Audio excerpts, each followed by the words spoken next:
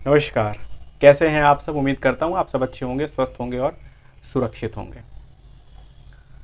पंच तत्व का एक महत्वपूर्ण तत्व है अग्नि, जिसे हम अग्निदेव कहते हैं। अग्निदेव जब अग्निकार करते हैं तो अग्निकार करते समय वो ये नहीं देखते कि वो राजा के महल की छत का कर रहे हैं भक्षण, या फिर किसी सामान्य से व्यक्ति के मेहनत के तिनके से जुड़े हुए मकान की छत का भक्षण कर रहे हैं। जब वो करते हैं तो इसमें कोई भी फर्क वो नहीं देखते, ना ही करते। ऐसा क्यों? तो इसके पीछे उनके मिले एक श्राप की कहानी है। बहुत समय पहले ब्रह्मा के पुत्र महर्षि भृगु अपनी पत्नी पुलोमा के साथ एक आश्रम में रहते थे। महर्षि भृगु, हाँ, महर्षि भृगु वही भृगु जिन्हें ज्योतिष शास्त्र का जनक कहा जाता है। माना जाता है कि जो ज्योतिष विद्या है वो वहीं से जो है वो शुरू हुई है, ऐसा कहा जाता है। तो भृगु जो है अपनी पत्नी के संग रहते थे, जो कि गर्भवती थी। एक दिन सामान्य संध्या का वक्त था, तो भृगु ने सोचा कि जो उपासना है या जो फिर जो पूजा पाठ है वो जो है गंगा किनारे किया जाए। तो वो चलते हैं आश्रम से शाम के वक्त। अभी वो कुछ दूर जा ही रहे होते हैं, तब तक उनके आश्रम के पास ही एक असुर जिसका नाम पुलोमन था, वो घात लगाए बैठा था कि जैसे ऋषि जाएं वैसे वो उनके आश्रम में जाएं। और वही होता है, जैसे वो जाते हैं वो उनके आश्रम पे पहुंचता है और वहां पहुंच के कहता है कि भिक्षाम देहि। अंदर से ऋषि की जो पत्नी है, महर्षि भृगु की जो पत्नी है पुलोमा, वो आती हैं, जो कि गर्भवती हैं। वो कहती हैं, प्रणाम करती हैं और कहती हैं कि भोजन का वक्त है, आप एक काम करिए, अंदर आइए और भोजन कर लीजिए। जो असुर था वो अंदर जाता है, भोजन करने बैठता है, लेकिन वो भोजन करने नहीं गया था, वो पुलोमा को देखने गया था। पुलोमा को क्यों देखने गया था? बहुत समय उससे कुछ वर्ष पूर्व पुलोमा के जो पिता थे, उन्होंने पुलोमा का जो विवाह था वो पुलोमन के साथ करने का वादा किया था। तो पुलोमन जो था वो देखने गया था कि जिस कन्या से मेरी शादी होनी थी नहीं हुई, वो कन्या कैसी दिखती है। तो वो एक तरीके से देखने गया था और वो देखते ही पुलोमा को जो है मोहित हो जाता है, आकर्षित हो जाता है। लेकिन उस कुटिया में, आश्रम की जो कुटिया थी, उस कुटिया में महर्षि भृगु का जो तेज था वो विद्यमान था, इसलिए वो चाहकर भी कुछ गलत नहीं कर सकता था। वो बाहर निकलता है, बाहर निकलते ही जो है वो अग्नि जल रही होती है, अग्नि को प्रणाम करता है और कहता है कि अग्निदेव, मेरा आपसे एक प्रश्न है और आपको अपने धर्म की सौगंध है कि आप जो है वो सत्य के साथ मुझे उत्तर देंगे। अग्निदेव कहते हैं कि इसमें कौन सी बड़ी बात है, पूछ, क्या प्रश्न है। तो जो पुलोमन है वो प्रणाम करके पूछता है कि ये जो पुलोमा है, इनके पिता, ये क्या इनके ही ये महर्षि भृगु की पत्नी है या मेरी पत्नी है?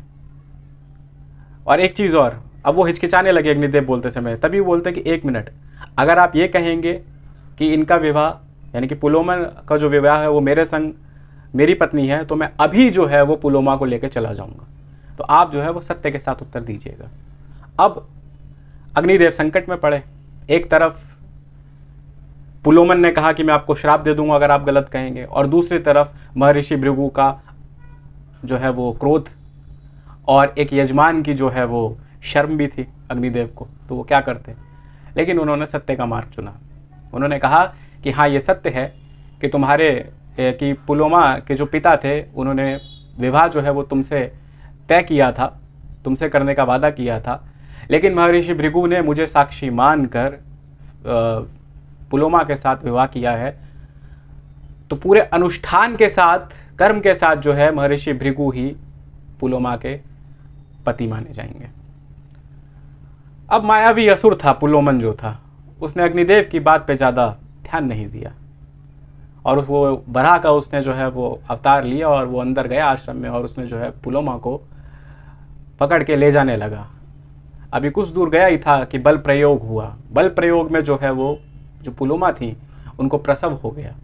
उनके गर्भ से निकला जो पुत्र था उसका अपूर्व इतना तेज था कि उसके तेज से जो है वो पुलोमन जो था वो वहीं भस्म हो गया।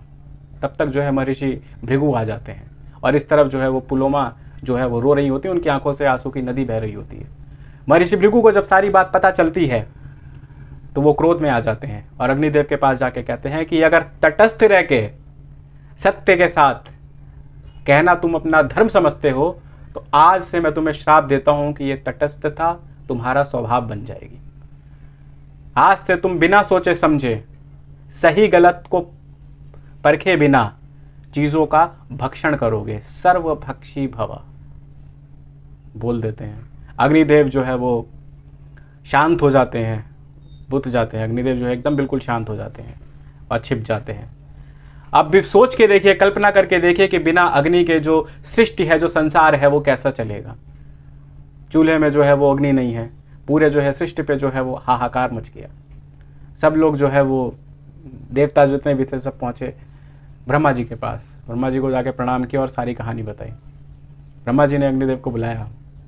अग्निदेव नाराज थे तो ब्रह्मा जी ने कहा कि ये बात ठीक है कि आप जो है वो सब चीज़ का भक्षण करेंगे, लेकिन आपके स्पर्श मात्र से सब चीज़ पवित्र हो जाएगी और आज से देवता लोक को चढ़ने वाले प्रसाद में से एक प्रसाद जो है वो आपको भी चढ़ाया जाएगा। अग्निदेव जो है प्रसन्न होते हैं और वापस आ जाते हैं। अब ये थी कहानी। इस कहानी का निष्कर्ष क्या है? तो दोस्तों, इस कहानी का निष्कर्ष सिर्फ एक ही है कि आपके सामने कितना भी मायावी असुर हो, आपके सामने कितना भी प्रभावशाली व्यक्ति हो, आपको हमें हमेशा जो है वो सत्य के साथ खड़ा होना चाहिए। क्योंकि सत्य डगमगा ज़रूर सकता है, लेकिन सत्य कभी पराजय नहीं हो सकता। तो हमें अपना धर्म समझना चाहिए और अपने धर्म का पालन करते हुए सत्य के मार्ग को सदैव चुनना चाहिए। आज की कहानी यहीं पे समाप्त करता हूँ। मैं मिलूँगा आपसे अगले सप्ताह किसी नए प्रसंग, किसी नई कहानी या फिर किसी नई कविता के साथ। तब तक के लिए ध्यान रखिए, मुस्कुराते रहिए, हमारा चैनल देखते रहिए और अगर अभी तक आपने सब्सक्राइब नहीं करा है तो लाल बटन दबा के सब्सक्राइब कर दीजिए। नमस्कार, बहुत बहुत धन्यवाद।